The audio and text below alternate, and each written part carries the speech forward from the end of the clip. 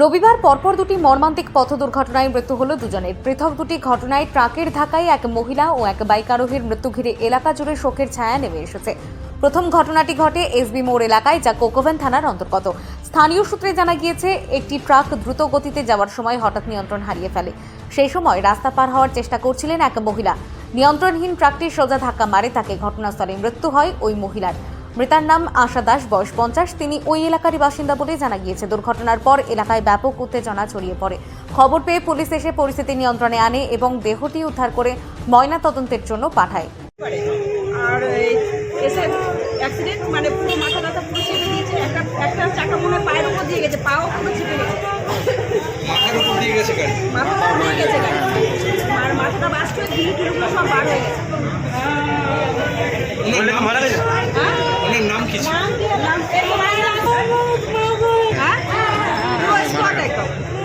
আপনার নাম? আমার নাম আপনি যখন দেখলেন ছিলেন এখানে দাঁড়িয়ে? হ্যাঁ, আমি এখানে ছিলাম।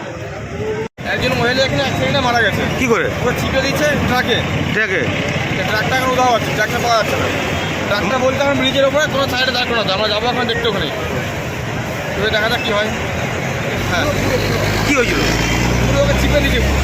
মারা গেছে? পুলিশ এসেছিল? পুলিশ বডি নিয়ে চলে গেছে? হ্যাঁ, বডি চলে গেছে।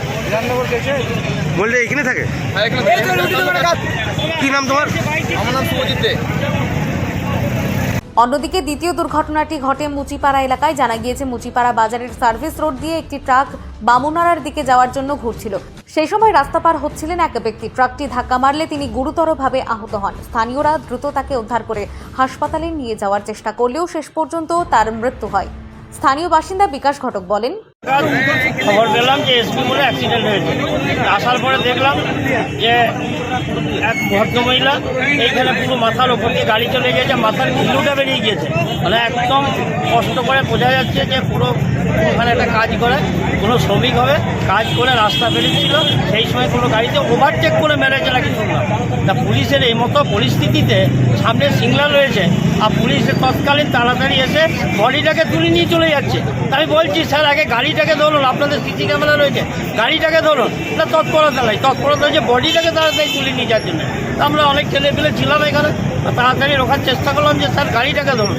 বলছে নাকি গাড়ি ওই দিকে ধরা রয়েছে, জানি না আদৌ পুরানো কোথায় রয়েছে, পুলিশ ওইটাই দেখবে যে গাড়ি কোথায় রয়েছে। এইটুকুই দেখেছি আমরা প্রত্যক্ষদর্শী হিসাবে। আপনার নাম? আমার নাম বিকাশ ঘটক। একদিনে পরপর দুটি দুর্ঘটনা আবারও প্রশ্ন তুলে দিল দুর্গাপুর ও কাঁকসা এলাকার সড়ক নিরাপত্তা নিয়ে। বেপরোয়া গাড়ি চালানো ও ট্রাফিক নিয়ন্ত্রণের অভাব কি আরও এমন দুর্ঘটনার আশঙ্কা বাড়াচ্ছে? স্থানীয়দের দাবি, প্রশাসনের কড়া নজরদারি ও নিরাপত্তা ব্যবস্থা জোরদার না হলে এমন মর্মান্তিক ঘটনা থামানো কঠিন।